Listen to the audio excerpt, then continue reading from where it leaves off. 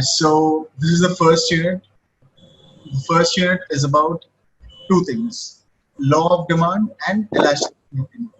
But before knowing what is law of demand or what is elasticity of demand, let's go through what is demand and then go on to what are the other laws and elasticities. Cool. So first thing, yeah, what is the meaning of demand, right? Demand refers to the quantity of a good or a service that the consumers are willing and are able to purchase at various prices during a given period of time. So the statement is telling us four different things. So it refers to the quantity. What is demand refers to? Quantity of some good or service that the consumers, who are the whom do we call consumers? Anyone? Buyers. Okay. So if your father is buying you lipstick, is your father the consumer? Yes, sir. No, so the person who's consuming it is called as consumers. Lovely, Navya. But then who's your father then? Sir, he's a customer, sir. Lovely, exactly. So the person who buys the product of the company is the customer. And the person who uses that product for own consumption or whatever purpose is the consumer, right? Like the parents buy napkins or pampers and all that stuff for kids, right?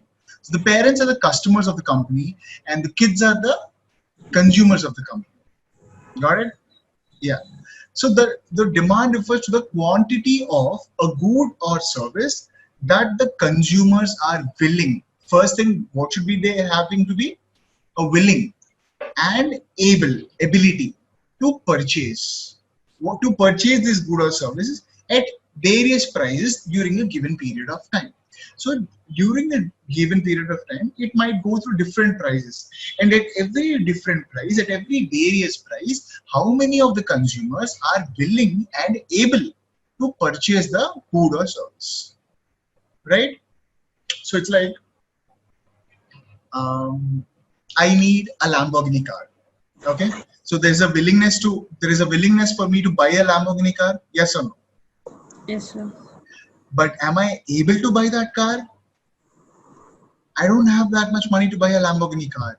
So I am not the consumer. I'm not the person who's able to buy a good, and that is why I am not a part of the demand. So demand is considered as that quantity which the consumer is willing and has the ability to buy. Cool. So two things to learn. What is that? Willingness. I want that thing, right? And the ability is the capacity to buy that thing, right? So two things sum up to the demand quantity. Got it? So demand is always the quantity. It's the numbers, pages, or any units, right? So how much is the quantity that the consumers are willing and able to purchase during a given period of time. That is the demand of a certain product or a service. So demand, so willingness and ability. But there's also one more thing. Let's see. See, demand in economics is something more than the desire to purchase. Demand is something more than just the desire to purchase, though a desire is one element of it, right? A beggar, for instance, may desire food, but due to lack of means to purchase this, his demand is not effective. He also has a willingness to food, right? But his lack of ability to or means to purchase this does not keep his demand effective. So his willingness will not count in the demand concept. Clear? Sir. Lovely. So thus effective demand for a thing depends on the desire, yes, the willingness, the means to purchase, the ability, and the willingness to use those means for that purchase. Read this third point. First thing is the desire, that is the willingness. Second thing is the means to purchase, that is the ability that we have seen already. But what is this thing? Willingness to use those means for that purchase. Give you an example. I told you I wanted a Lamborghini car, right? So I have a desire of buying a Lamborghini car and assume the car costs 1 crore 50 lakhs. Okay? And for God's sake, I have 1 crore 50 lakhs as my wealth. Now, I have the desire to buy. I have a desire to buy that car. Yes or no? Yes, sir. Yes. Do I have the ability to buy that car? Yes, sir. Lovely. But am I willing to use all of that 1 crore of my wealth to just buy this car? Or No, sir. exactly, right? That is my wealth, dude. I have to run my life. I can't sell all my assets and get all of them together and buy this car of 1 crore 50 lakhs. What I'm gonna eat, where I'm gonna stay, right?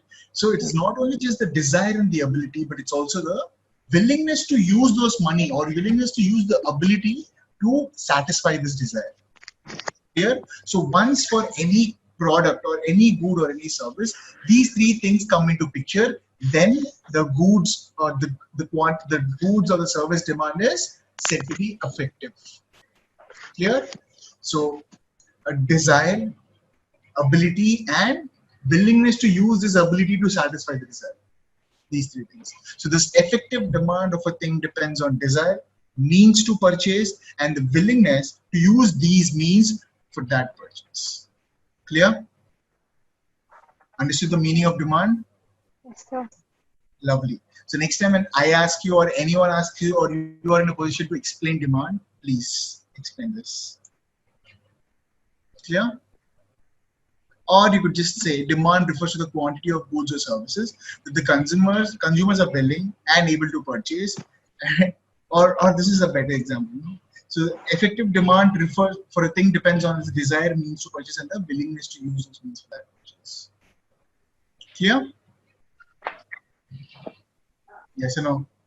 Yes, sir. Lovely. So what is the next thing that we have? So what determines demand? What do you mean by determined? Any one of you?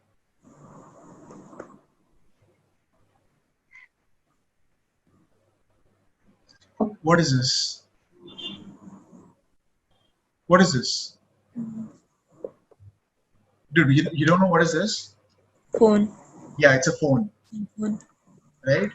It's a phone. How did you determine that this is a phone? By seeing it. By seeing the features of this thing, right? So what did you just do when you said you determined?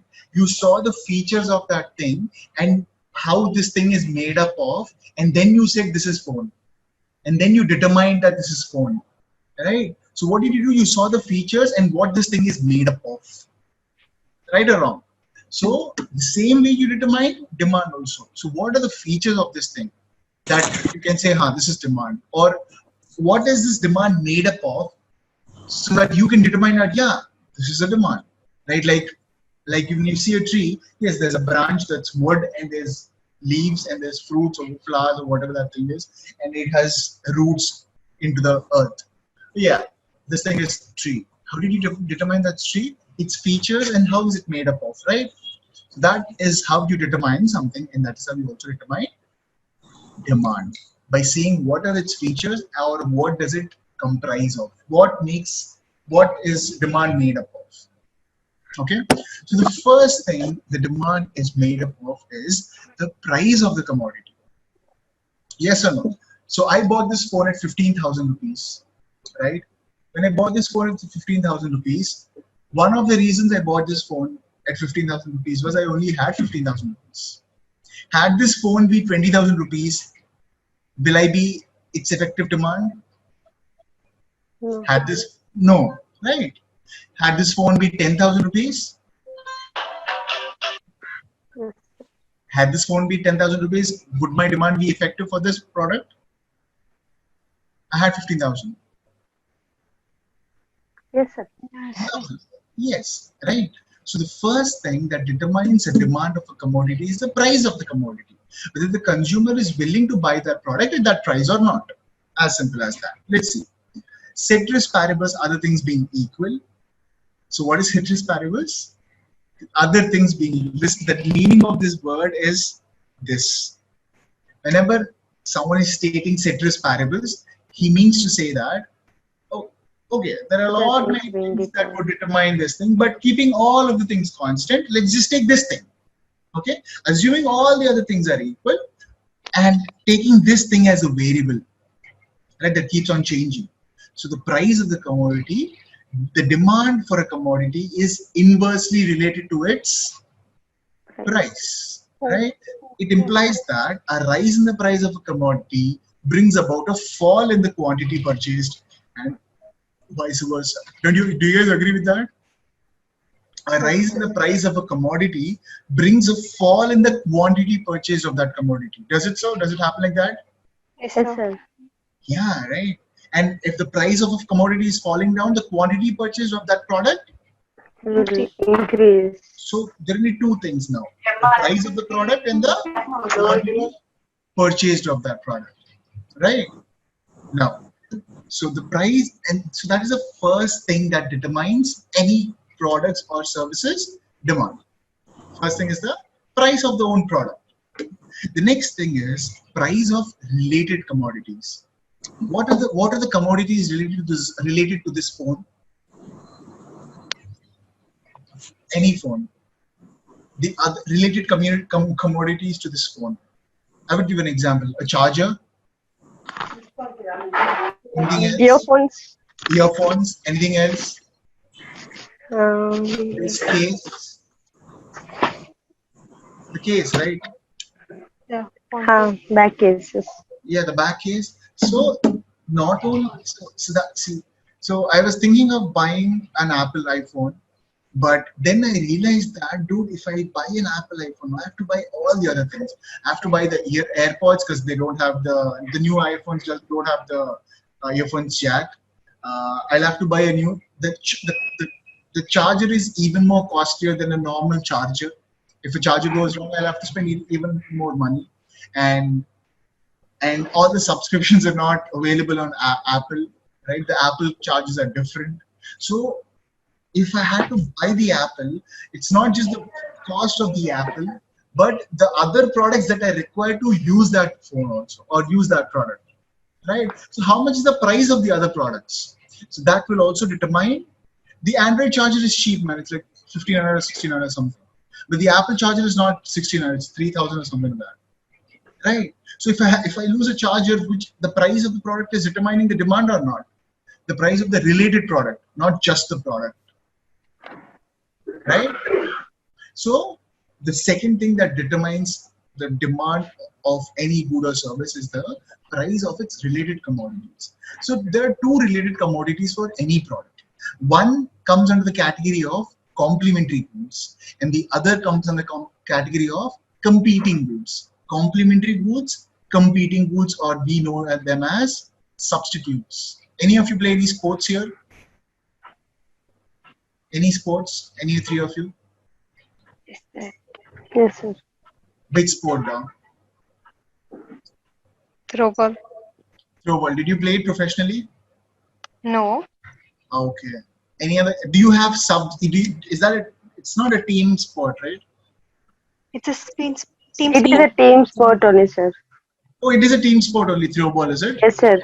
So how many members are in the team? 7 members. Total. Sir, it is actually 7 members who play, and there'll be total of 3 substitutes or 4 substitutes. Oh, you have substitutes in a team, huh? Yes, sir. So what are those substitutes? If not you, he'll play, no? He'll play, no? So Yes, he's yes, also competing for your position. Just that you got selected to the team, right? So these are substitutes are competing people for the same position. And complementary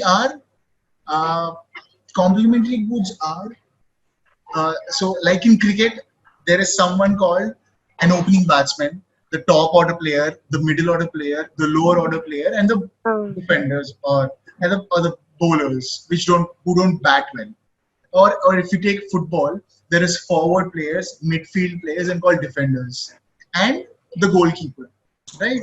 So the goalkeeper, the defenders, the midfield players, and the forward players are complementary. They're complementing their skills to win the game, right? So for a midfield service is important for the forward to go and kick the goal, right? So these are complementary. He should be there for me to perform well. But with the substitute, if I don't perform well, he'll take my place. Clear? So once you're in the track, everyone is complementary. And the competing goods are the ones who are not on the track. right? So the same thing goes with goods. Complementary goods are those goods which are consumed together or simultaneously. Are those goods which are consumed together or simultaneously. For example, tea and sugar. Tea and sugar are consumed simultaneously. So tea is a different good, sugar is a different good, and these two goods, when because they are consumed simultaneously, we call tea and sugar. We call tea and sugar. Complementary good. Lovely. So a fall in, okay, and the other example is automobile and petrol. The car and the price of the car and the price of the petrol, right? So have you ever heard your dad or any of your cousins or anyone speaking, dude, should I buy a petrol engine or a diesel engine? Yes, sir. Yes, sir. Right? Because the price of the petrol or diesel will affect my decision on which car I have to buy, right? Because why? Because is petrol costlier or is diesel costlier? Which will incur me higher cost to run this business, so to drive the car, right? So depending on your preference, this thing happens. So automobile and petrol and automobile go parallel to each other, right? They consume together. So petrol and automobile are also, petrol in the car, the bike, automobile is a bike or a car or whatever thing that uses petrol, right? So these two are complementary goods. Pen and ink. So without ink, do you call anything a pen or an effective pen? So the same thing goes with pen and ink. So these things which are used, these two different things which are used parallelly or simultaneously, right, are called complementary goods. And we have tea and sugar as an example, automobile and the fuel as an example, and pen and ink as an example that we've been using since age-old concepts. Right? The phone and the charger is a new concept. The phone and the charger are complementary goods. Then, a fall in the price of petrol-driven cars. A fall in the price of petrol-driven cars would lead to a rise in the demand for petrol. So what is he saying? If the cars which are using petrol as fuel, the price of the petrol cars have fallen down, people will purchase more of petrol cars, right? And then if people are purchasing more of petrol cars, what will happen to the demand of petrol? It will increase. Increase as compared to diesel. Got it? So that is what is the relationship between the price of the complement, like price of both the complementary goods, right? If the price of the good is, if the price of the main product increases, what happens if the price of the main product increases? What price of the car increases? Then the demand for fuel or petrol, price of the petrol car increases. The demand for petrol decreases. And if the price of the petrol car decreases, the demand for the petrol increases. So price of a different product is affecting the demand of a different product altogether. Price of a car is affecting the demand of petrol. Price of the pen is affecting the demand of the ink, right? Or price of the tea is affecting the demand of the sugar. Cool? So price of one product is affecting the demand of another product altogether. Cool? In the previous case, the price of the product, the price of the product is determining the demand of its own product. Right? The demand and the price of the same product in the price of the product determinant. But here, price of one product is determining the demand of some other product. And what are these codes called? Related commodities. Yeah. And if they're consumed simultaneously, they're called complementary goods. Yes. So similarly, a fall in the price of fountain pens will cause a rise in the demand for ink. The reverse will be the case when the price of a complement rises. When the price of a complement rises, the demand for the complement falls down. We and that. We know that there's an inverse relationship between the price of its complement and the demand for a good. So these are the two products. So one product is the complement, right? And the other product is the good. All of you know Kannada? Yes, sir. No, Yes, sir. I don't know Kannada. I'm sorry. All of you know Telugu? Yes, sir. Oh, Little bit, sir. Navya said yes, is it? Yes, sir. Navya. Nida also knows Telugu? No, sir, but I can understand little bit. Hindi? No, no one of you know Hindi? We No, know. sir. Okay, so no Hindi in our class. Okay, so so this was does we see? Let's just take it. Yeah. So what is the bottom line for complementary goods? There is an inverse relationship between the price of the complement and the demand for the good. So if the good is the car, the complement is the petrol. If the good is anything can happen, right? If the price of the petrol is also increasing, then the demand for petrol cars would go down, right? Or if the price of the petrol car is increasing, the demand for the petrol would go down. So there's always one good and its component. The price of the component will affect the demand of the good. As simple as that. You decide what is a complement or what is a good. Okay? Yeah? Lovely. And then we had competing goods. Competing goods or substitutes are two commodities which satisfy the same want. Which satisfy the same want and can be used.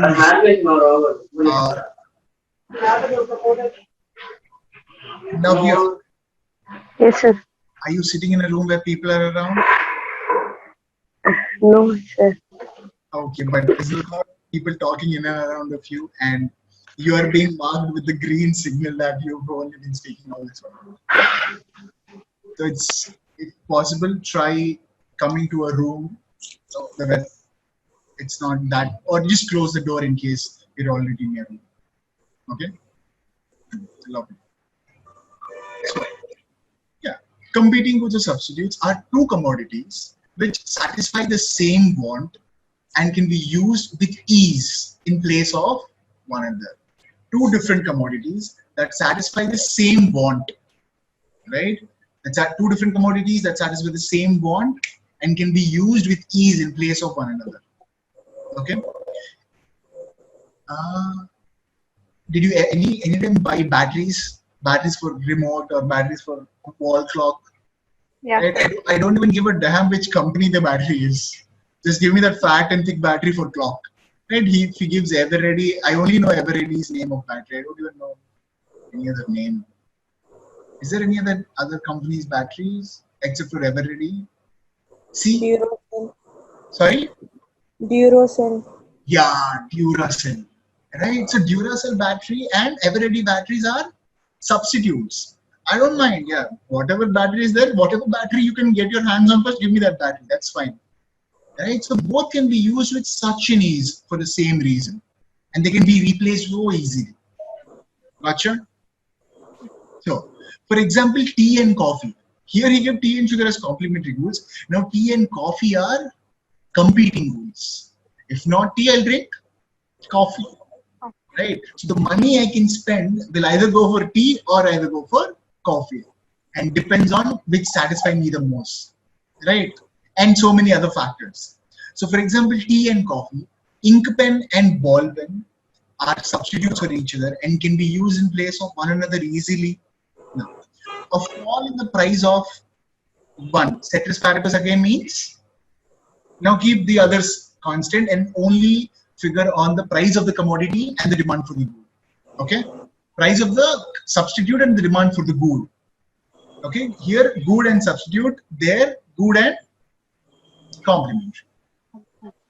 Okay, so a fall in price of one leads to the fall in quantity demanded of its substitutes. So fall in the price of goods, what is it telling? A fall in the price of one leads to the fall in the quantity demanded of its substitutes. If the price of tea is decreasing, what happens? Demand for tea is increasing, no?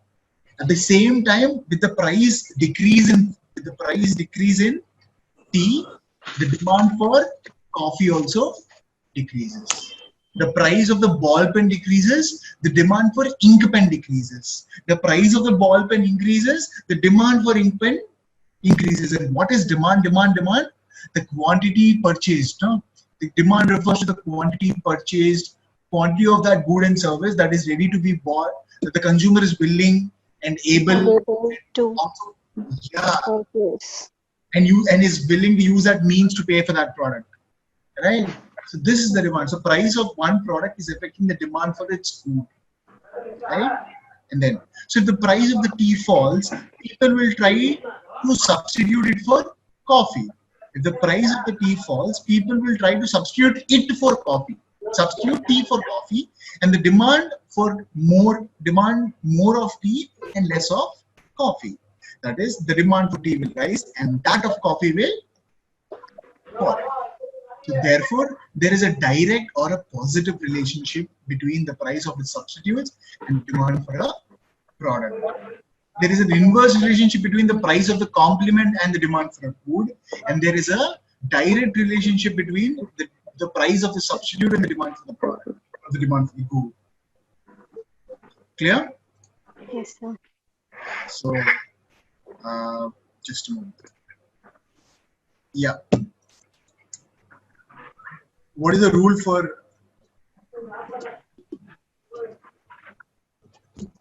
What is the rule for complementary? How does this affect the complementary and the good? It is inversely. Oh yeah, it is an inverse relationship, exactly. And There is an inverse relationship, sir, between the price of its complement and the demand for a good. okay, so there's an inverse relationship between one, the price of the complement, and the demand of the good. lovely, the demand for the good. Correct, Hesra? What do you say? Yeah, did I tell it correctly? In Tamil, it is correct as well. But what is it? ಕನ್ನಡದಲ್ಲಿ correct ಆಗಿದೆ. Correct agide. Yeah. Correct agide. Yeah. So the rule of complementary goods is that it is an inverse relationship between the price of the complement and the demand for the good. And what is the response?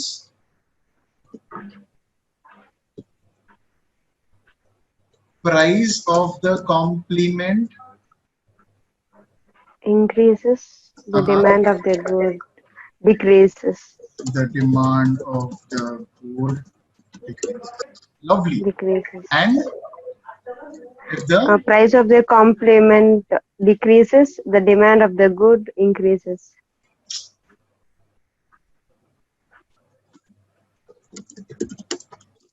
Demand for the good increases or decreases? It increases. Lovely. Cool. And a few examples of complementary goods. And don't give me those lame examples. Don't give me those examples. Try figuring out the examples.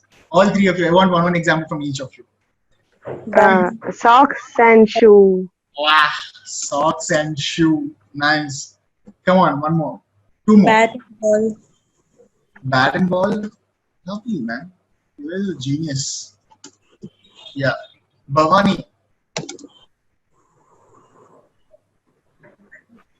Halo. It's Halo. Yes, sir. Hello, sir. Halo. Halo. Lu, sir. Halo. Lu.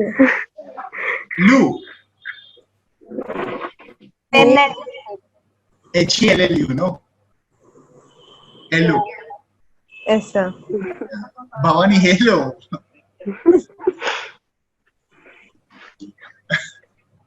What do you say tomorrow you'll hello? ನಾಳೆ ಹೇಳು. Sorry? ನಾಳೆ ಹೇಳು. Yeah, Nale Helu. So there was a friend. Any question that I ask her, she's like, Nale Helu. Something like that. This is like, yeah, Nale Helu or Nale Helu or something like that. Heltini. Sorry? Heltini. Nalu Heltini. It's Nale like I Helu. would. I'll tell tomorrow. Yeah. Now, Bhavani, tell me the example. New example. Book and pen. Phone and Amazon and Netflix membership. No, sir. Dude, Amazon and Netflix are complementaries or competing goods. Amazon and Netflix. No. Are what? Complementary. So you use Netflix with Amazon? No. It is competing, sir. Exactly. And what is complementary with Amazon? Our phone or the laptop. Laptop or device with the membership. What can I do if I have that small Nokia phone? Is Amazon complimentary good for that? No, sir. So yeah. sir. Yeah. 1 minute, I'm getting an immediate call. So please. Sure, man. You just have to mute yourself and talk and come back, not a problem. Yeah. In the meantime, let's complete the rule for competing goods. Competing goods. Why so sad? Or was it the signal? Yeah. It's the same point. So how many points did we get in this? No. So we had something like this. So it is an inverse relationship. And then we spoke about this. And then we spoke about response. And then we spoke about examples. Okay, ma? So the same goes with here. So what is the kind of relationship they have? Competing goods. Competing goods have Direct relationship. lovely direct relationship. Nice. And what happens with how is the relation with the price? When the price increases, With price. Yeah, they have the direct relationship between the price of the competing good the price of the competing good and the demand for the and the demand for the good. Lovely. Nice. So what happens? What is the response? when the price increases, price of a competing goods When the increases, price decreases, the demand increases. will increase. No, sir, Price of price of the competing goods increases. competing goods increases. The Demand demand for the- also increases. The The good Demand for demand the for what? good also Demand for the good increases. increases. Lovely. And the other way around? The price of the competing goods goods. increases. The demand for the good decreases. Nice, Navya. Price of the competing good decreases. The demand The good for the good decreases. decreases. Yeah. It's direct. If this is also decreasing, this is also decreasing. Increasing. Cool? Yes, sir. Lovely. And come on, new examples.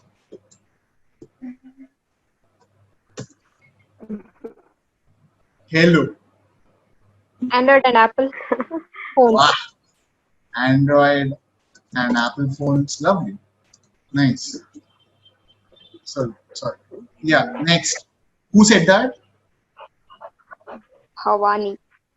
Bhavani is first this time. Yeah. Navya and Nida. Nida is in a call. Navya. No, No, I'm not in a call, sir. Sorry? I'm not in a call, sir. Oh, you said. Who no, said sir. that? Sir, I was in a call. Bhavani, I was in a call, sir. Sorry. Dude, you guys did not open your cameras. Only black screen is talking for me. Yeah. So, yeah, Nida and Navya. Sneakers and slippers. Sneakers and slippers.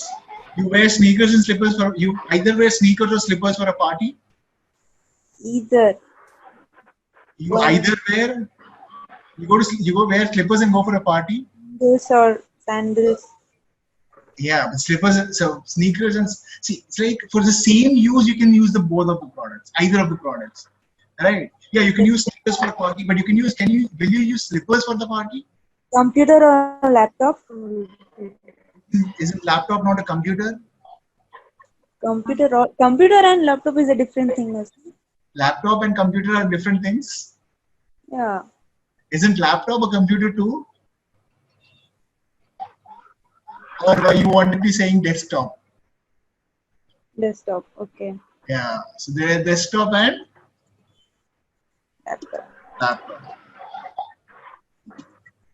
So you understood that sandal example? Sandal is true. Sneakers and sandal can be used for same use. But sneaker and slipper will not be used for same use. Yes, I sir. can't wear sneakers and go to washroom, right? I can wear slippers and go to washroom. Yes, sir. Lovely. So they're satisfying the same use. Come on, Navya.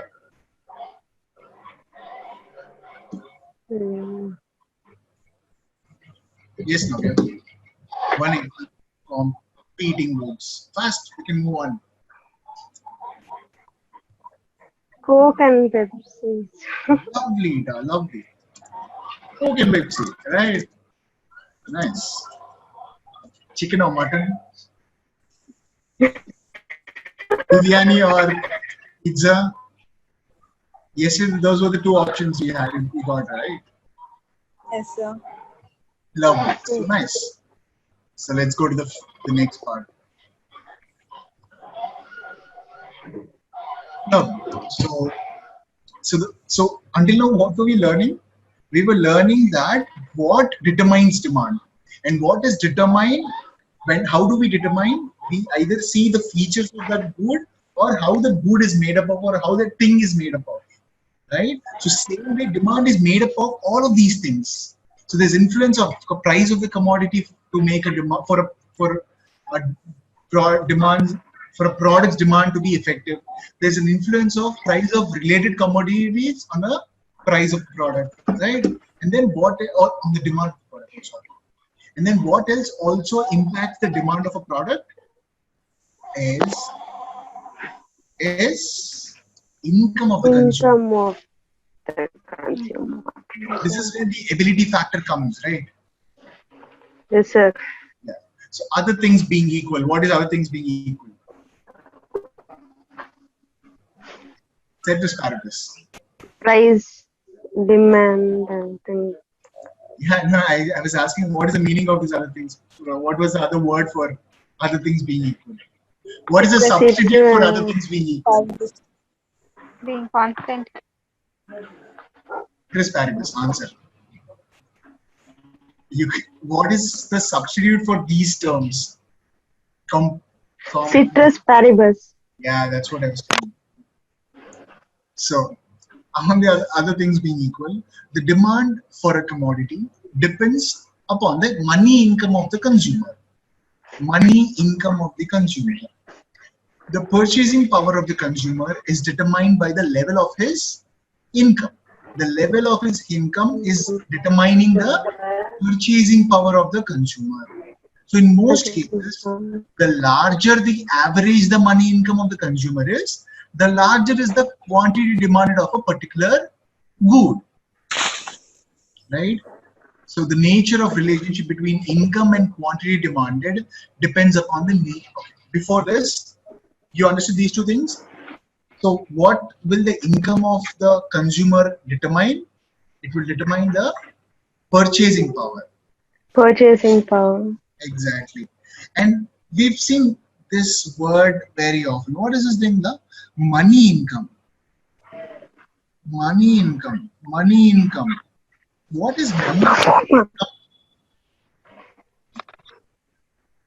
How do we differentiate money income from income? Do you have any idea?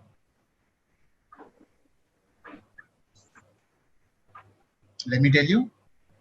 Okay. So assume you get a job in a company and the salary that they pay you to your bank account is 50,000 rupees. Okay. Now, apart from this 50,000 rupees that is being credited into your bank every month, you also get a benefit of Sodexo coupons worth 5,000 rupees. Okay. So what do we already have?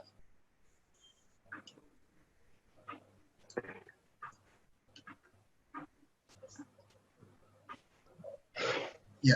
So what do we already have? Cash payment of, how much is the cash payment? 50,000. Right? And then Sodexo, you know Sodexo, right? Do you guys know Sodexo? Sodexo is like coupons. Okay, so I'll give you that coupon if you so in the canteen or any shop, if people are accepting Sodexo, you can just give this coupon instead of money or instead of that cash. Got it? Hi, sir. Right, the lunch coupons, anywhere Sodexo is accepting, you can give this coupon and take the money. So Sodexo coupon of coupon का spelling क्या है? COUPONS. Yeah. Of rupees 5,000. Okay. And you are also given a car and a driver for it every day. Okay. Whose value or whose cost for 1 month is 10,000. Okay. Car and a Driver. lovely. The rent for the car and the driver per month is 10,000. So if how much is the total salary? 50,000. 50,000. What about these two things? The employer is not paying you this. 65,000. Anything that the employer is paying the employee is the salary, no? Yes, sir. So what is the total salary? Rupees? 65. Yeah. So what is his income? 65,000. 65,000. Income is 65,000 and money income is 50,000. exactly. So understood what is money income? Yes, sir. Lovely. So the money that he has with which he can buy things, right? If you ask him 60,000, he does not have 60,000 because he gets paid 50,000. The 10,000 and the 5,000 are benefits, right? But they also have value and will be part of his income. But it is not considered as money income. Right? You must have heard of this thing, right? When people say, the salary is 25,000, but I take home 22,000 or something. You hear this? I take home this much. Okay, so this 50,000 is a take home. How much do you take home in money? Where were we? Yeah. So in most cases, the larger the average money income of the consumer is, the larger the quantity of the demand of a particular good. So higher income, higher purchasing power. So higher purchasing power gets higher quantity demanded. Got it? If I have 10,000 rupees, I'll buy 5 kgs of rice. If I have 20,000 rupees, I'll buy 10 kgs of rice. Right? If I have 5,000 rupees, I'll 10 kgs of rice I won't eat.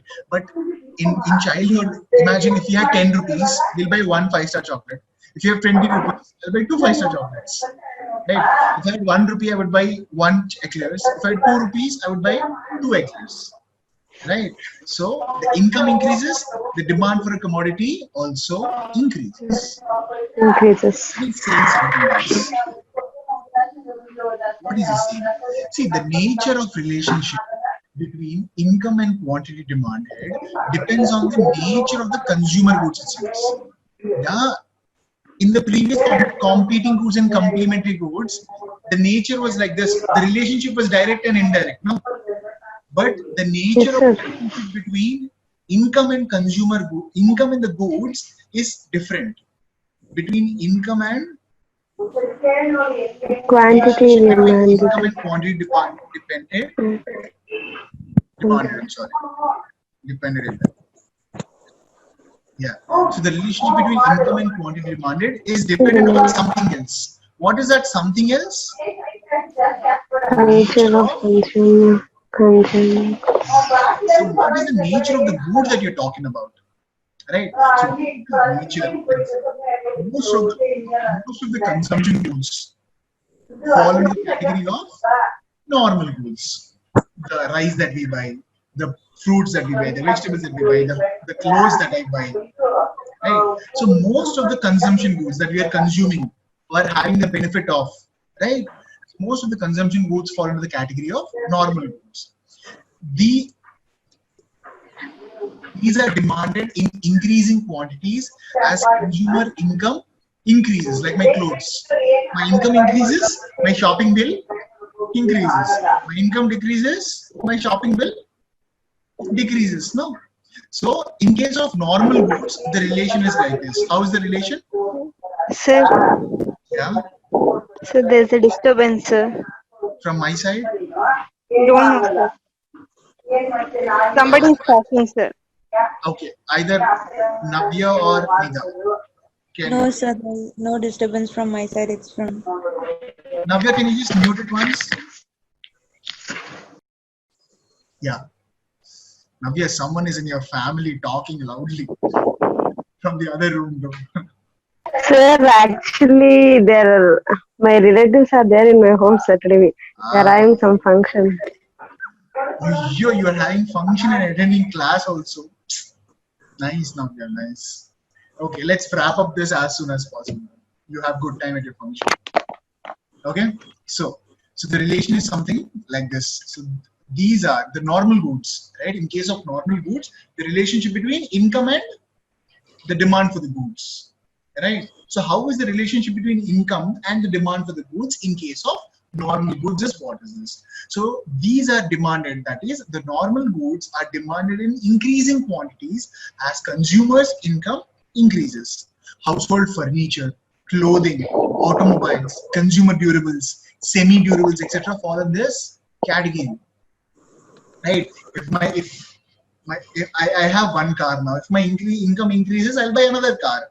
If my income increases, I'll buy another house. If my income increases, I'll buy new clothes, right? So the relationship between the income and normal goods, the quantity demanded of the normal goods is direct. No, income increases, the quantity demanded for these goods also is increasing. Now, there are some commodities for which the quantity demanded rises only up to a certain level of income and decreases with the increase in money income beyond this level. Wait a minute. There are some commodities for which the quantity demand will rise with the rise in income, and decreases with an increase in the income beyond this level. These goods are called inferior goods. I'll give you an example. Yeah, let's have another example.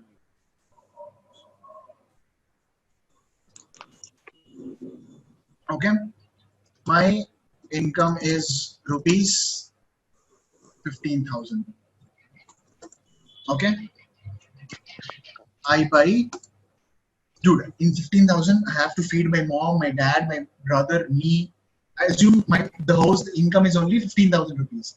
We have to live, we have to buy clothes, we have to pay fees, all of that stuff that is necessary for us to survive. Roti, kapda, or makan, right?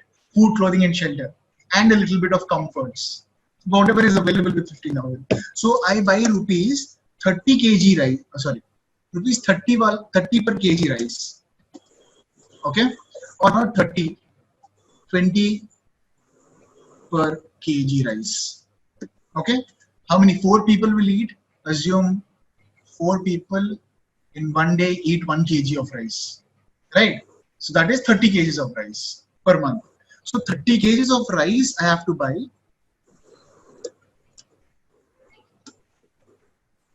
And buy 30 kgs of rice.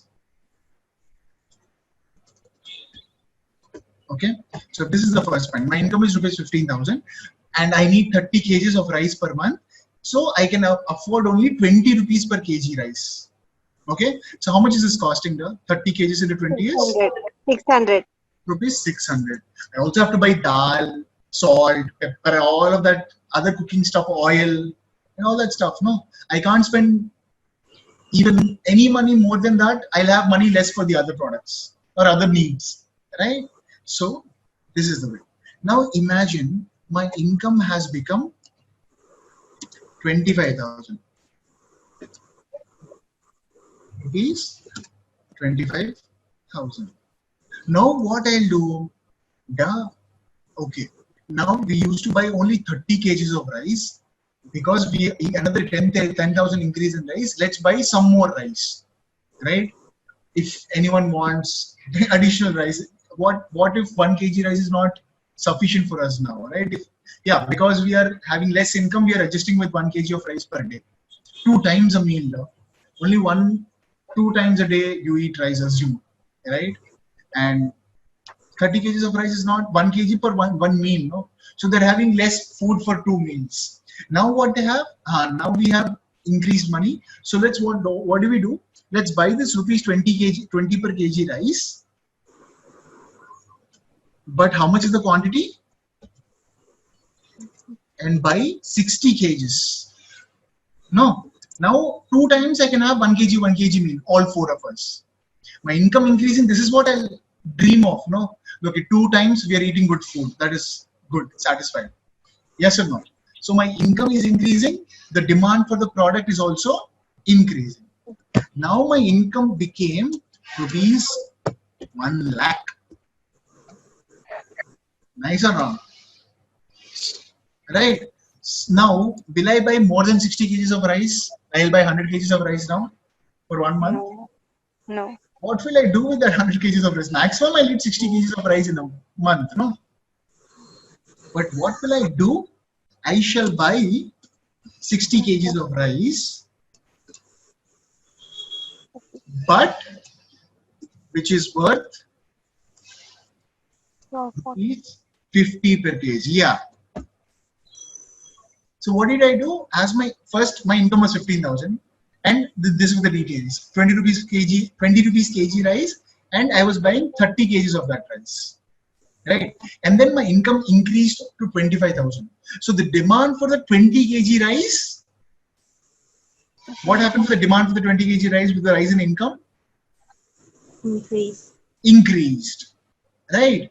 So with the rise in income, the demand is increasing for that product. Nice. With the even more rise in income, what is happening to the demand for 20 kgs rice? Decreases. Yeah, understood. So unless certain rise in income, the demand for this good is also increasing. But even beyond the rise in income, if any goods demand is falling, this good is called inferior good. Okay, if the demand for any product is rising along with the rise in income, and beyond a certain rise in income, the demand for that good falls down. All those goods which have this type of characteristics are called Inferior goods. lovely, inferior goods. Got it? Yes, sir. Now let's read this thing and understand whether now we can understand. Yeah, there are there are some commodities for which the quantity demanded rises only up to a certain level of income and decreases. The quantity demanded decreases with an increase in money income beyond this level. Now this got meaning? Yes. Understood the lines of whatever this it's trying to say? So for the quantity demanded rises only up to a certain level of income and decreases with an increase in money income beyond that level. Cool? And these are called inferior goods. For the same good may be normal for one condition and may be inferior in another. Right? Here it is normal in the first two cases. In the first two, what is a normal good? How do you say something is normal? Income increases, demand increases. Demand for the good increases. Then this is a normal good. Right? Even further increase the demand decreases, then this becomes an inferior good. The same good only, but different situation. So the same good may be inferior, may be normal for one condition, and in these two conditions, the good is normal. But beyond this condition, it became inferior. For example, millets. Millets may become an inferior good for a person when his income increases above a certain level, and he can now afford better substitutes such as wheat. Have you heard these terms millets? Millets, ragi, java, ragi. Yeah. Yes, sir. Ragi and all the millets, no? Yeah. Right? So back then, millets were considered to be low income goods because they were very cheap, right? So back then, now again millets have increased demand because the price is low only. But let's see why the demand of millets have increased on the other way. But so what back then used to happen when people with low incomes used to eat millets, right? And as their income increases, now they want to buy wheat so that they can make atta and roti out of that. And from wheat, can we make rice? No, sir. No, No, no. sir. Rice is a different crop, no? Yes, sir. Yeah. Okay. So wheat and millets. Until certain level of income, I am ready to buy millets to satisfy my hunger. But beyond that rise of income, why would I buy? I don't buy millets. I don't want to buy millets anymore. I'll buy wheat. I'll make chapatis and I'll make puris and eat.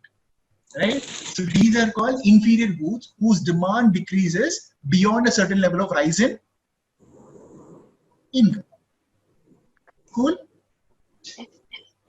Yeah.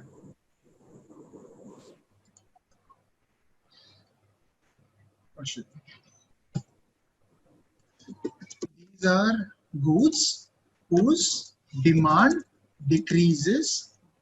D-E-C-R-E. What is decrease spelling? Yes, you know. CRE. These are goods whose demand decreases beyond with an increase in income beyond a certain level. Right or wrong? Right? So until now we've seen three determinants of demand for any for a product or service to gain demand. Three things will determine it. The first thing is the price of the product, the price of that good will determine the demand for that good. The second thing that will determine the demand for this good is the price of the related goods, be it complementary goods or substitutes, right? And then the demand for a certain good or service is determined with the income of the consumer also, right? So income increases, the demand for the good increases. The income and demand relationship is now further divided into two things. It depends on the nature of that good that we're talking about, right? If it's a normal good, it has a different relationship. If it is a inferior good, it has a different relationship. Gotcha? Okay, sir. Lovely. And then what is the other determinant of demand? 8 minutes. Just a minute.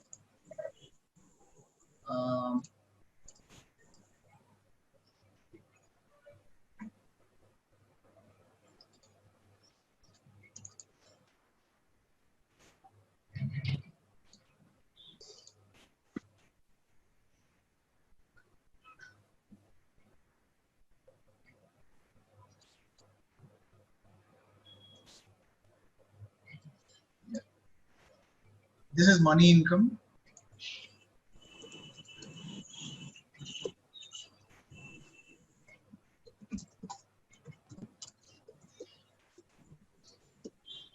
Okay.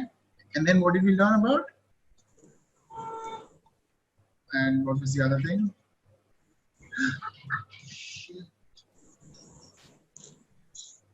And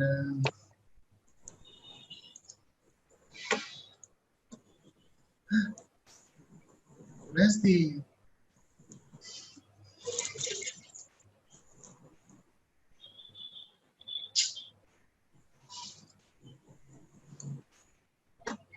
okay, it's fine. Yep. And then there's another thing that is determining the demand of any good or services, the tastes and preferences of a consumer, right? The demand for a commodity also depends on the taste and preference of the consumer and the changes in them over a period of time.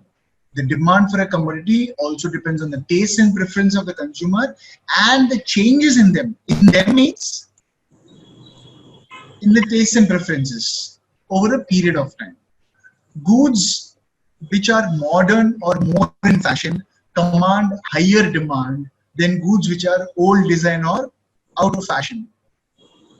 goods which are in modern or more in fashion command higher demand than goods which are of old design and out of fashion. Can you give me an example for these? Any old fashioned goods do you know of whose demand has gone now? Any old fashioned goods? Maruti 800. Have you ever heard of this car called Maruti 800? Yeah, Yes, sir. sir. All of you? Yeah, sir. Yes, sir. Ambassador. Ambassador. All of you have heard Ambassador? Yes. Yes, sir. Right. So what happened? The taste and preference of the consumer is changing over the time. Now people are not interested in buying an Ambassador. I would rather buy a Swift or any car around whatever my income is. Right. But even if I had money, I wouldn't buy Ambassador. So the demand for a good is not only on the price of the related commodities and the income, but it is also on the what is the consumer's taste? What is he preferring to buy? Right? What are his preferences? Does he want a sedan car, or does he want a hatchback, or does he want a multi-utility vehicle, or does he want a super utility vehicle? Like you want XUV, or you want Creta, or you want Verna, which is a sedan, and hatchback is Swift. Right? So what is your preference? Now, how would I prefer? Okay, if I was in my town, I wouldn't buy a sedan because town is a small place. I can't roam big cars and that. So I want a small hatchback like Swift or something, right, which I can take around and get back. Now, when I want to travel to city, then in city I can happily take around my sedan car, right? So then I would prefer a longer car like Verna. Ambassador is also sedan, yeah. And then if I want to go on a trekking or something like that, or a picnic with my family where I have to feed a lot of luggage, there's food, there's tent, there is other stuff, clothes and all that bag and stuff. So my small car is not sufficient, and so is my sedan. I can't take my sedan onto that hill, no? Right? If I take Verna onto that hill, there might be damage. So what I'll do, I'll find a higher elevated car like Creta or Scorpio. Scorpio. So the difference between Scorpio and Creta is that Creta is a multi-utility vehicle and Scorpio is a super utility vehicle. Scorpio is SUV and Creta. You know, all of you know Creta, no? Creta. Creta. This is Creta. Have you seen this car? All of you? No, sir. This car you see, no? So see, Yes, this sir. car is like hatchback only, but in a bigger space, right? SUV has seating in the back. This is only a 5-seater. This is multi-utility vehicle, right? And SUV, Scorpio, XUV and stuff, these are super utility vehicles where you can put more people and even more luggage. Okay, so what do you prefer is also sets the demand for a certain product. Got it? So goods which are of modern or more in fashion command higher demand than goods which are of old design or out of fashion. And then there is something called this demonstration effect or bandwagon effect. The consumption pattern of the social groups to which the individual belongs. The consumption pattern of the social groups to which the individual belongs. Neighbors' holdings, prestige issues. This is called snob effect. Highly priced goods are consumed by status-seeking rich people to satisfy their needs of conspicuous consumption. This is also called Veblen effect. Let me give you an example.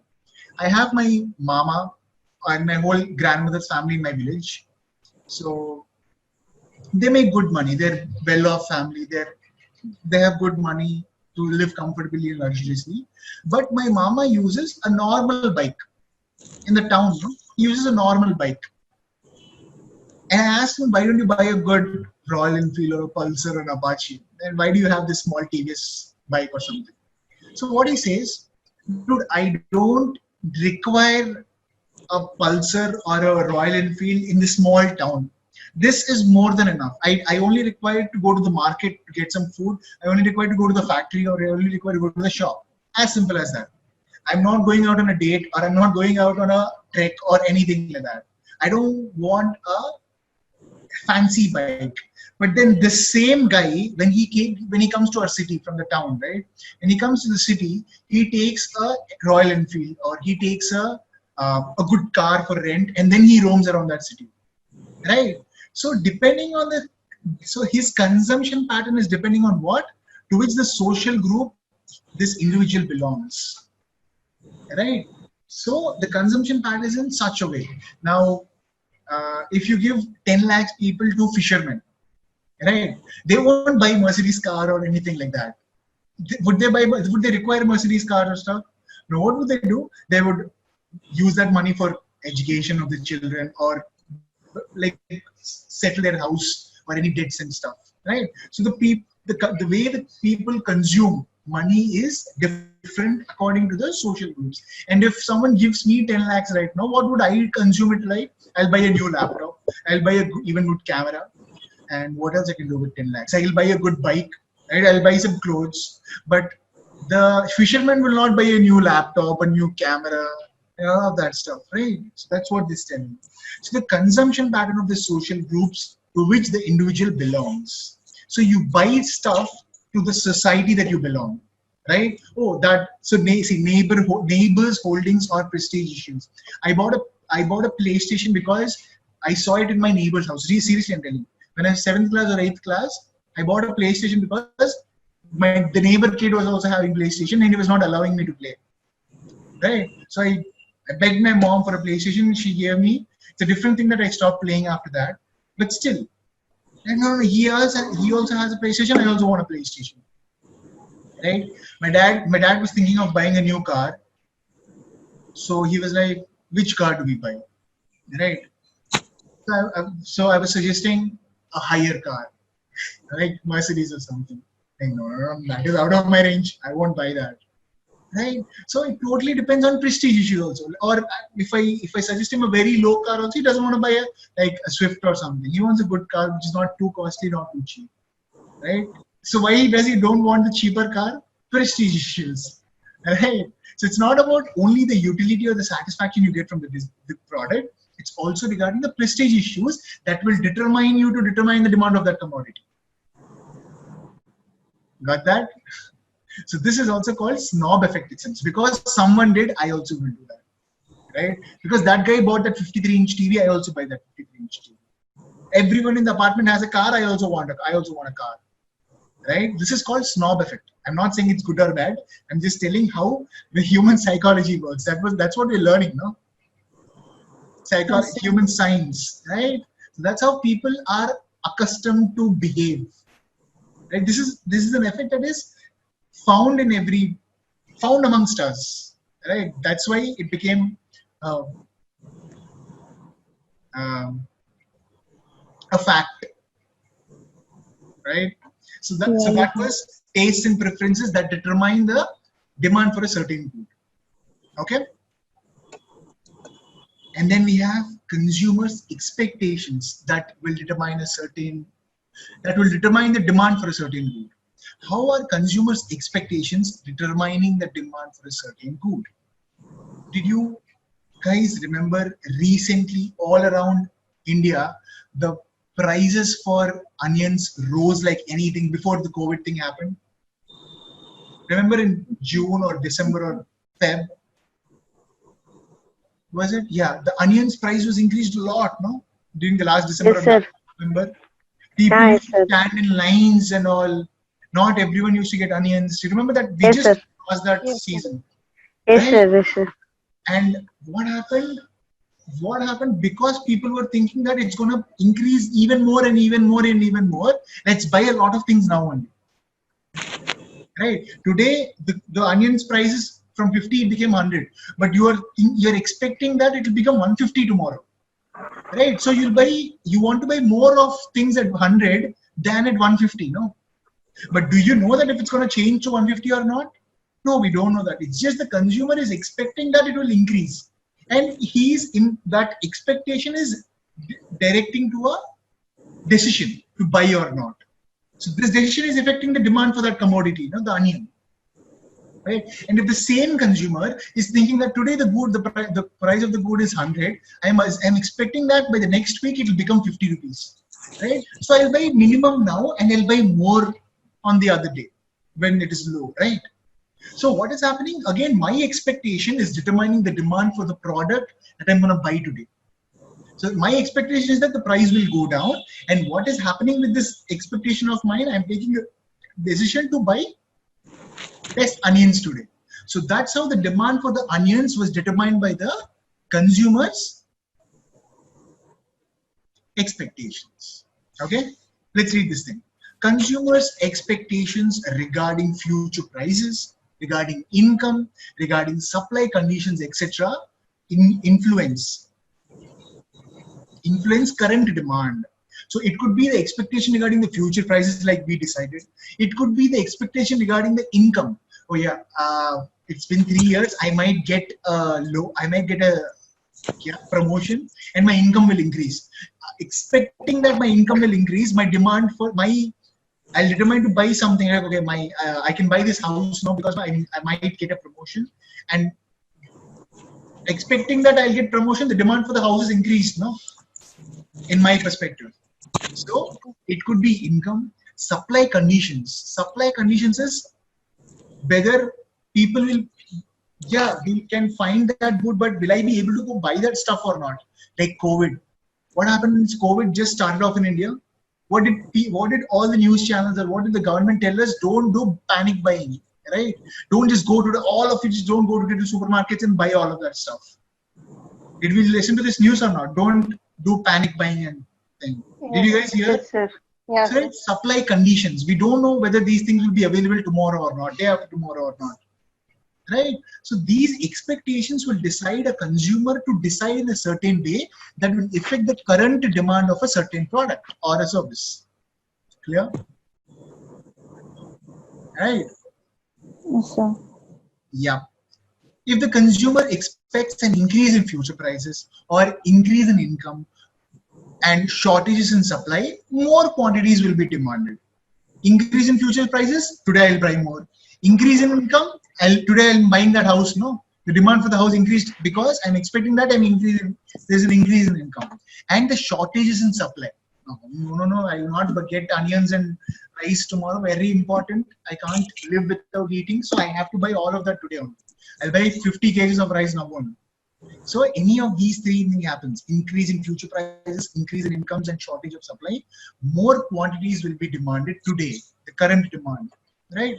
If they expect a fall in price, they will postpone their purchase of the non-essential commodities and therefore the current demand of them will fall, right? So this is how consumers' expectations is also affecting the demand for a certain product or not, right? So until now, what all did we see that will affect our,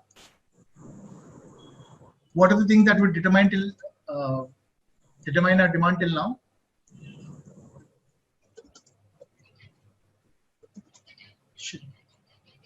What are the determinants of demand that we learned till now?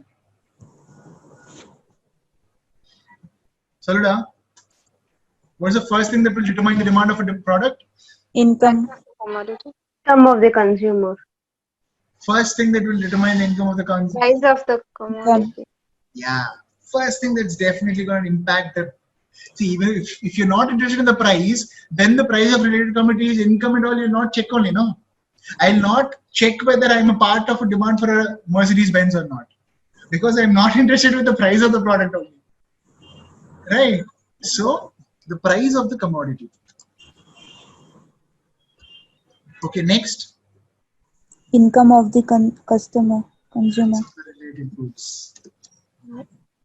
Yep. And then we had income of the consumers. And Taste and preferences. yeah, taste and preferences also impact the demand for any good, right? Taste and preferences of the taste and preferences of the consumers. And fifth one, Consumer expectation. Of the consumer. expectations also will impact the demand for any product or service. Correct? Yeah, nice. And we also have something else. Yeah. There are other factors that will determine or impact the demand for a product. And these are size of the population. Oh my God. Yeah. How is size of the population will determine the demand for a product? Simple, da. What is the, give me a number, what is the population of our country? 1.3, 1.4 billion people. That is 140 crore people. Right?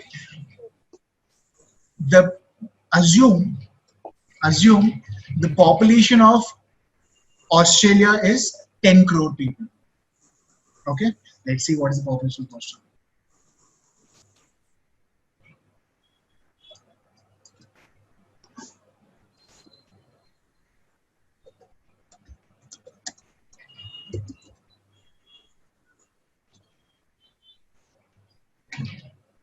$2.5 crore people as of 2018. So, tell me one thing that is required for both Australian people and Indian people. Toothbrush. All of us will use toothbrush. Yes. Right? Now, for a toothbrush manufacturing company, where will he have more demand? In India or in Australia? Where the population is more. So that's how population also impacted the demand for a certain product? Yes or no? Yes, Yes. sir. Lovely. Then composition of population. Now, composition of population means, yeah, you have 140 crore people, but are all the 140 crore people of the same income level, same standard of living, same occupation and all of that stuff? No, sir. No, right? In India alone, we have different level of income people, different occupations, different customs, different religions, different traditions, right? Yes, sir. Right? Yes, sir. Yes, So sir. composition of people will determine where the product will be sold. If I go to a pure Brahmin community and I start a chicken shop or a mutton shop, will I have a demand there? No, No, sir. No, right? In fact, I'll get sharps and pops. They'll curse me, no? But Yes, sir. what if I go to a place where people like Marthali, right? Marthali, all pig shops, chicken shops only are there. Right? So that's a place where things are okay. So composition of people, you have to see where you are selling this product. As simple as that, right? I can't put a crane showroom right in front of this or middle of the city and expect huge demand. Who will buy cranes every day now? I'll have to set a shop near factories, no, where people would buy cranes on a more basis than sit in middle of the city. Right? That is composition of people. And then the level of national income and its distribution. What is national income? The total number of goods and services produced in a year. It is not the total number of goods and services produced in the year. It is the value of those goods and services produced. Services in a year. Yeah, right? You learned in 12th. I very much know that. So what is the textbook definition of national income? The sum total of all the factor payments of all the goods and services produced during the accounting year is called national income, right? The aggregate value. Yes, sir. Yeah. So that is national income. That is how much is the money that people have to buy the goods and services that are available for them. How much money that they have. So together, all the money that is ready to buy goods and stuff is the national income. Right? Now it's distribution. What is this distribution? India earns, okay, recently Modi said, no, India's national income is 20 lakh crores. Right? Okay, what is the national income of India?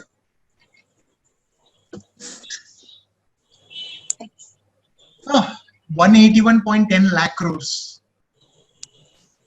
Lovely, no? The 1920 year, the national income at current prices is 181.10 lakh crores. That is the value of goods and services produced during the country this year. Right? Now, this is the national income. Now, this 181.10 lakh crores, is it distributed by 140 crore people? 181 lakh crores divided by 140 crore people. Is it how? That is how it's distributed? No. No. Most of that thing money Ambani is only taking, no? Right. So that is distribution of national income. Okay, you're saying that your country is producing goods whose value is 181.110 lakh crores, right? But how much of that money is actually being distributed among the people, right? That will impact a demand for a product. Like if you go to a Inox or a good theater, the popcorn is roughly 200 to 300 rupees, right? But if you keep that popcorn price at a small theater, have you ever gone to small regular single screen theaters? There the popcorn is 50 rupees, 20 rupees only, right? So the demand for a certain product is also determined in the income distribution, right? And the reason we don't have a lot of Mercedes, a lot of cars, like America has a lot of cars. Seriously, like every person has a car. Because it is of like every person in India has a bike, as because it is cheaper or it is affordable for anyone. The same way, the cars are afforded at a certain price where anyone can afford that. That's why student also has a car, professional also has a car. It's only cars, and supercars, right? But India, it's not like that. Based on the income, first I'll get you a bike, and then if the income is too good, then I'll get you a car and good car, better car, and supercar, right? So it is the income distribution. Why we don't have a lot of supercars in India? Because bigger amount of people don't have good incomes, and smaller amount of people have huge incomes. So that is how the income is being distributed. That is why we have less demand for supercars and more demands for bikes. Right? Almost every person in India has a bike. Every family in India has a bike on average. Yes, sir. Right or wrong? You guys, all of you three, have bikes in your house? Yes, sir. Yeah. After Ola, we don't need a bike also, or a car also. A bike we might need. We don't need a car, right? Yeah. So that is how the national income and its distribution will impact the demand for product. The example of supercars. In India, even though the value is 181.10 lakh crores, the demand for supercars is low because the income is distributed. The high incomes are distributed within less number, and low incomes are distributed within high number. That is why the supercars in India have low demand. But the same supercars in America have high demand because their huge number have high income. High people are high income. More people are high income. Have high incomes and can afford good cars and stuff. Cool. And the consumer credit facility. What is consumer credit facilities? EMIs. Right? If you have all the EMIs, credit cards, and all that options now, let's buy a TV, let's buy a phone, let's buy a car, and I'll pay EMIs for these three things over the next 1 year, and I'll settle up the things. But if this option was not there, I would not buy the car on that day. No, I would save the money for 1 year, and then I would buy that house, that car, and that phone. So first saving happens, and then I buy that.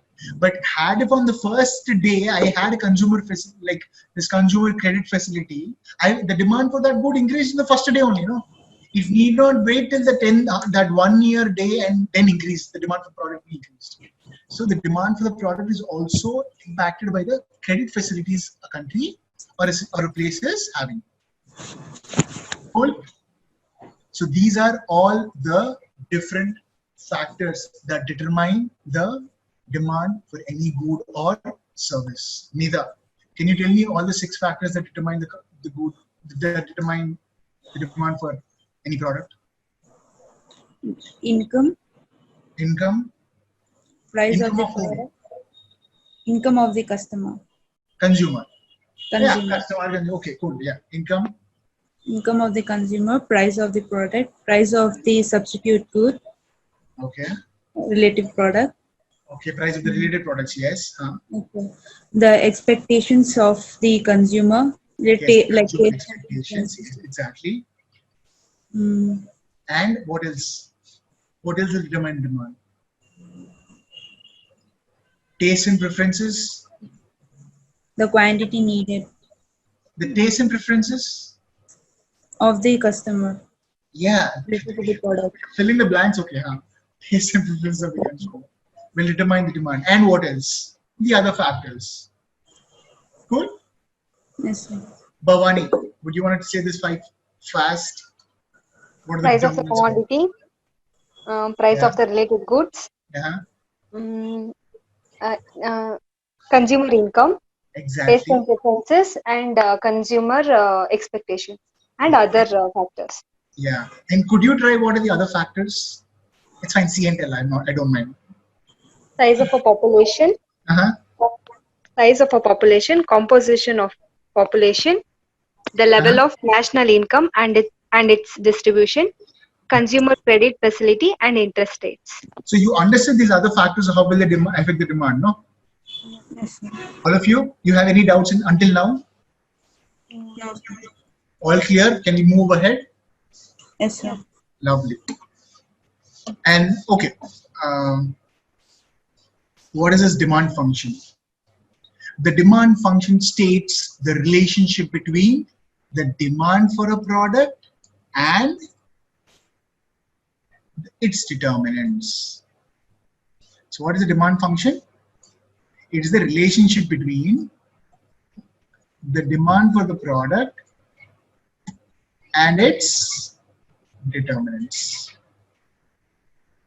Correct as well, or correct hello. Sorry.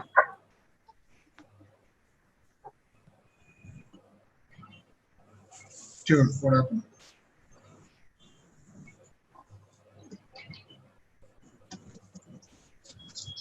Okay, just a moment. Let's see. Yeah. So the demand function is telling the relationship between the demand for a product and its determinants. So the demand for a certain product is nothing but the function of the price of the commodity, the money income the consumer has, the price of the related substitutes, the price of the complementary goods, tastes and preferences, and here something else is added, advertisement expenditure. So demand function is nothing but what is it telling here? All these, we just said, right, all these determinants will determine the demand for a product, right? So all these things will mix up. This is influencing this much, this is influencing this much, all the 6 factors, all the determinants that are available will all come into place, become khichdi, and give us one product. Oh yes, this is the demand for this product. How do you tell that? This is a function. This is how all the determinants function. This is how the price of the product influenced it, the price of the related product influenced it, income of the consumer influenced it, the taste and preference of the consumer influenced it, the consumer expectations influenced it, and all the other factors that are available influenced all of these things together, and this is the demand for this product. Say 10,000 phones, or 2 lakh cars, or 10 lakh kgs of rice. What is the demand for the rice this year? 10 lakh kgs of rice. How did you tell that? All the functions of its determinants. Cool. That is, so it is telling the relationship between what is the demand and its the function of the relationship, the function of the determinants, a demand function. Yeah. Yeah. Okay, sir. Demand function. Yeah, sir. And that is nothing but the law of demand. According to the law of demand, other things being equal, if the price of a commodity falls, what happens to the quantity demanded of it? Will Rice. price of commodity falls, the quantity demanded of it will rise. And if the price of commodity rises, the quantity demanded will decline. That is nothing but the law of demand. And one more thing, whenever you see something called law in economics, right? Anytime you see law is not the criminal law or the contract act or anything that you do. Law is the natural way of how it will respond. Understood? What is law of demand? The natural way something will respond. So how will the demand respond naturally? The law of demand says that if the price of the commodity increases, falls, the demand rises, and the price of the commodity rises, the demand falls. That is the law of demand. Anywhere the demand will respond like this. Later on. Right? So how do you define? So this is the meaning of this law. Like what is the law of demand? Yeah, this is But how do you define something?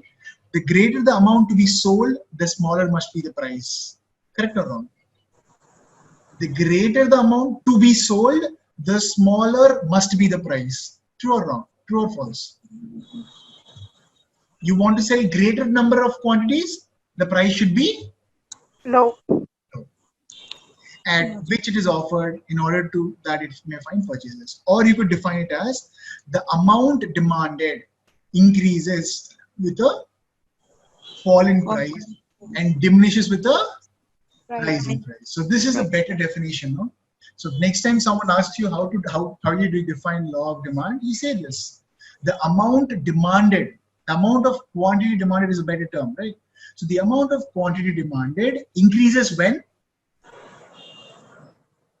The price, when And the the price falls. Right. yeah, the amount of quantity demanded increases with a fall in price In the price. and diminishes with a Rise. Rise in price. Rise of the that price. is how you define the law of demand. That's what we were supposed to learn today, no? First part of unit 1, law of demand. We knew this, right? Even though we did not know that it was economics, we knew that if price increases, demand will decrease. If price decreases, demand will increase. But that was nothing but the nature of the demand. Got it? Yeah. And then we have something called demand schedule. Yeah. What is this demand schedule? A demand schedule is a table which presents the different prices of a good and the corresponding quantity demanded per unit of time. What is it telling? This is a table which has some information. What is that information? It is the different prices of that goods, which presents, this table presents the different prices of the goods and the corresponding quantity demanded per unit of time. So if these are different points of time, and what is this telling? This is a table that presents different price of the goods and the corresponding quantities demanded at different points of time. Got it? Yes, sir. What is a demand schedule? Just a table. What is this table telling? This table represents different prices and its corresponding quantities. At this price, how much is quantity demanded? At this price, how much is quantity demanded? At 1 rupee, how much is the quantity demanded? At 3 rupees, how much is the quantity demanded? So where do we get this information from? A demand schedule. Clear? The table that gives us the prices and the corresponding quantities demanded at different points of time is nothing but demand schedule. Demand. And then we have something called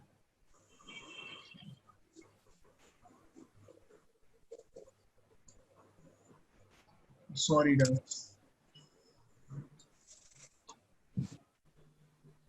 it's my fault actually. These things are so fixed in such a way because like this only it will happen, and I keep changing things in between, and yeah.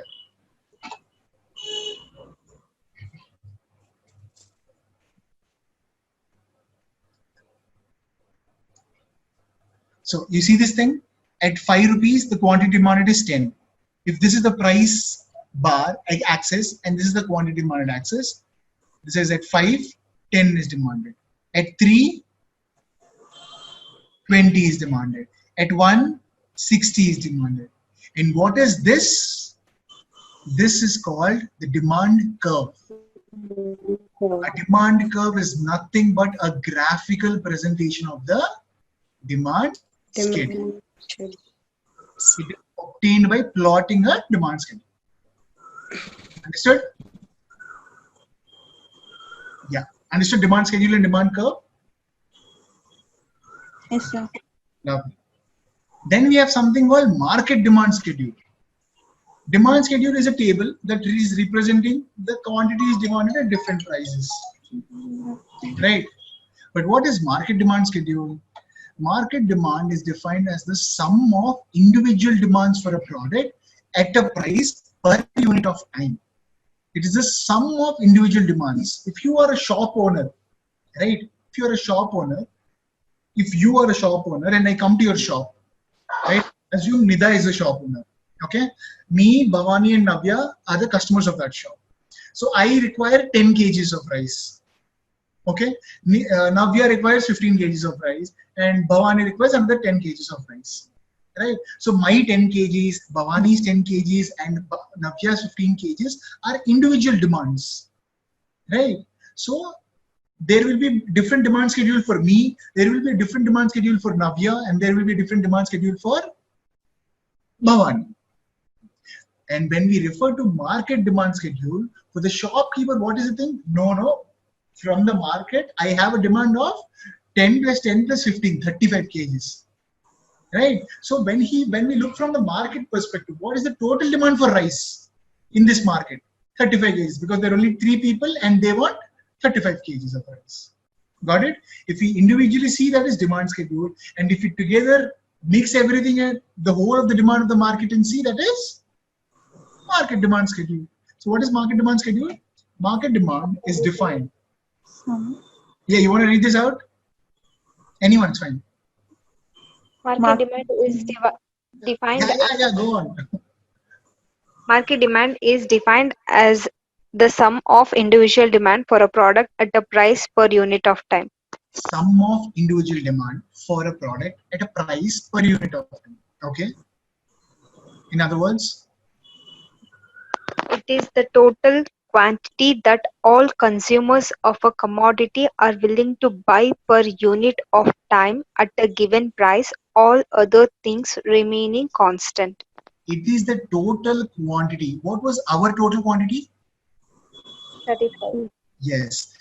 And what was the 35 kgs? It is the total quantity that all consumers of a commodity. What was that commodity we were talking about? Rice. Yeah.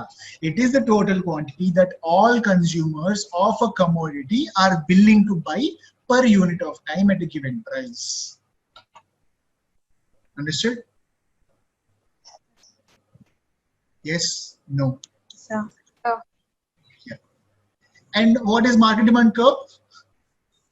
Graphical, see, okay, good. We did not see the schedule. See, PQR at rupees 5, P requires 10 units, Q requires 8 units, R requires 12 units. The market requires 30 units. So covering these two, only this P is the demand schedule for P. This is the demand schedule for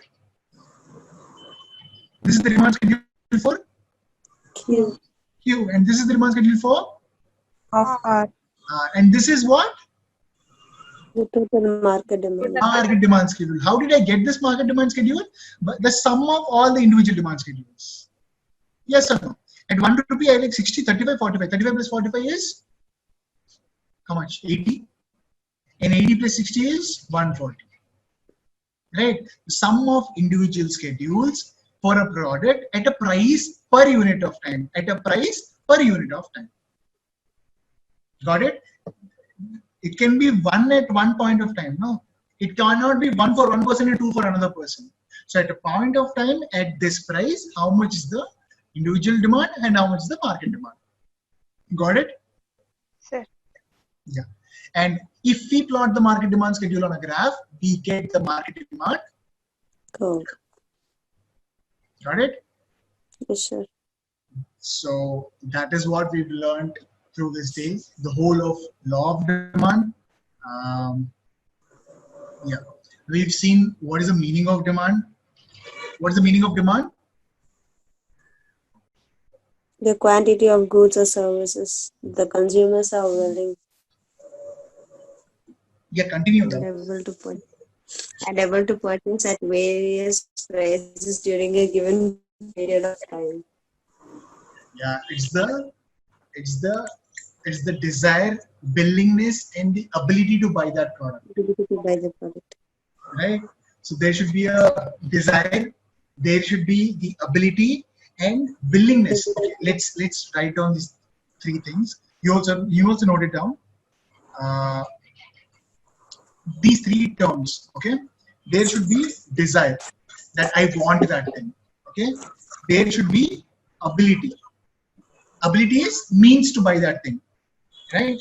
And there should be willingness to use the ability. Correct? So demand is nothing but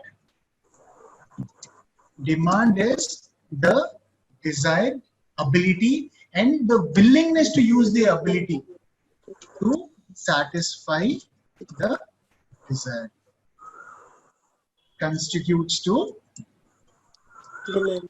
lovely. Correct?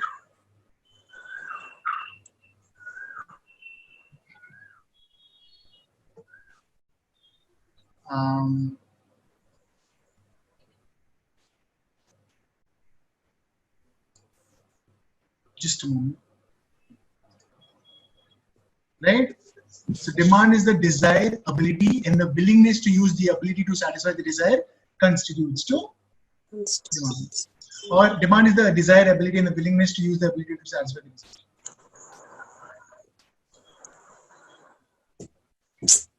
Or the desire, yeah, the desire, ability, and willingness to use the ability to satisfy the desire constitutes to demand. This is a better statement.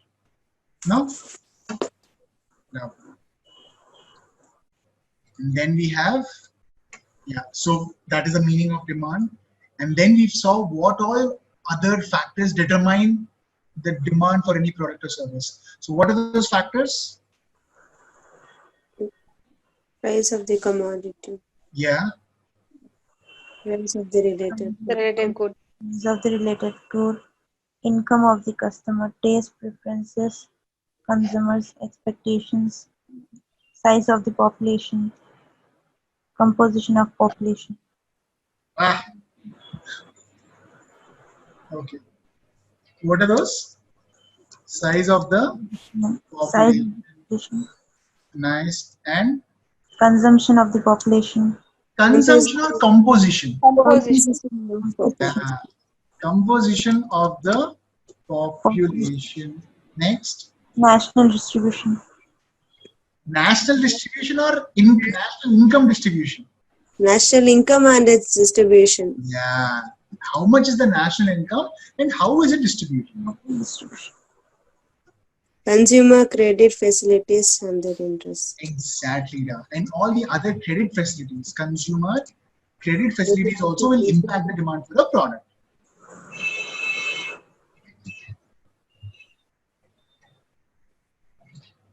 Nice. Yes, sir. Lovely. Okay. And then what did we learn? Law of demand.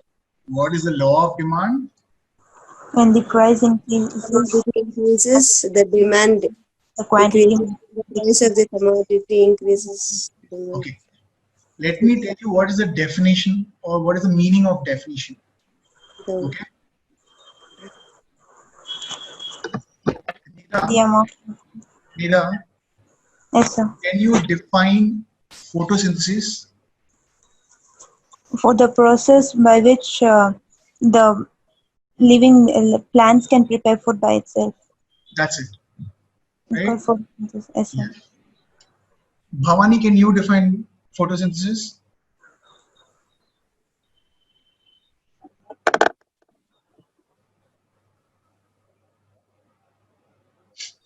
Bhavani. Okay. So Nida said the process by which plants Prepare their own food with the help of sun, carbon dioxide. Yeah. Navya is adding something with the help of sun, carbon dioxide and stuff. Right? And I would say photosynthesis is the process in which the plants use sunlight, air and water to prepare their own food with the help of chlorophyll or something, whatever it's in. So definition is nothing but the words you used or words I used to explain that stuff. So whatever Nida said was Nida's definition.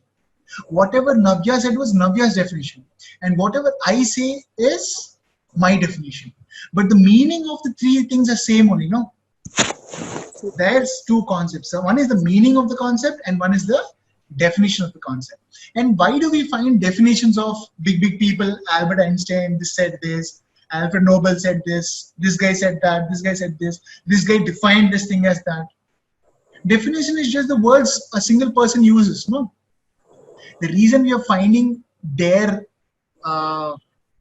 definitions is that they could, like, they express the meaning of that concept in the best possible way till now. That's it. That is the only reason they're telling us their definition, right? If you could tell the meaning of that concept in a better way, please feel free to define yourself. But if you feel that this is the ultimate expression of this concept, dude, nothing more, nothing less is required, then you can use this one. A definition is just the words you choose to explain something. Okay, so you could use your own definition, or you could use someone else's definition to define the meaning or to convey the meaning of that concept. The objective is conveying the meaning of the concept, not the definition is correct or not. Okay, my definition is correct for me, your definition is correct for you, as long as the meaning stays intact. Okay. So what is the meaning of the law of demand? The price of a commodity decreases, the quantity demand will increase. Yeah. And if the price of a commodity increases, the quantity demand will decrease. Lovely, da. If price of the commodity increases, the demand will decrease, and if the price of the commodity decreases,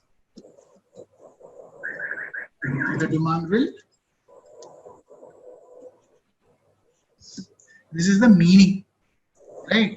So every time you want to explain what is law of demand, you have to make sure that the other person is understanding these two meanings, right? You use however you want to tell. So how did he define? How did the book define? Or how did the notes define? The amount demanded increases with a fall in price. He said that. See, definition of law of demand. Yeah. The amount demanded increases with fall in price. In price, and diminishes with a rise in price. Exactly. Right? So this is the meaning of demand. Let me give you the definition of demand. You understood the meaning or the difference between meaning and definition, no? Definition could be whatever you say, right? Make sure that the meaning has value. Okay.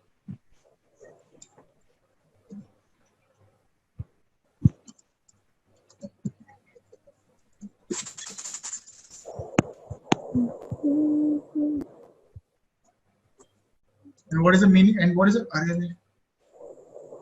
definition of the law of demand?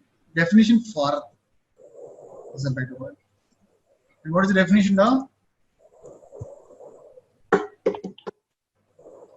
That is how he expressed. Whoever expressed that expressed it in this way. The amount demanded increases with the fall in price or diminishes with the rise in price. That's how he communicated to someone when he wanted to tell the meaning of law of demand. The words you choose, the sentence you choose, the structures you choose to convey a meaning of something is your definition. As simple as that. Got it? At the end, the other person has to get the gist of this thing, the meaning. Cool? Got it, guys? Yes, sir. Lovely. So, tomorrow we shall see rationale of law of demand. You know what is the meaning of rationale? See, a set of reasons or a logical basis for a course of action or a particular belief. So what is the reason that you're believing this thing? Okay, what is the logic behind this? So what is the logic behind the law of demand? Okay, oh, these are the reasons, that's why the law of demand is like this. That is why price decreases, demand increases, the price increases, demand increases. How can you say that this is naturally happening? Because these are the points that will give us a reasoning, a logical reasoning for this response. Okay, so that is rationale of demand. And then we're going to learn exceptions to the law of demand. What is law of demand? price increases, demand decreases, price decreases, demand increases. And in case of exceptions, what happens? Reverse happens. So what happens if price increases in an exception? The demand also, the demand will increase. And price decreases, The The quantity demand also decreases. the demand will also decrease. That's it.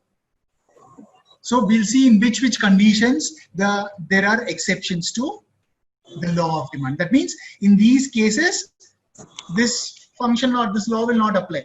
If the price is increasing, the demand will increase more. And there is a small concept called expansion and contraction of demand and increase and decrease in demand. Okay? Not tomorrow, Monday, in the next economics class. Okay? And then we have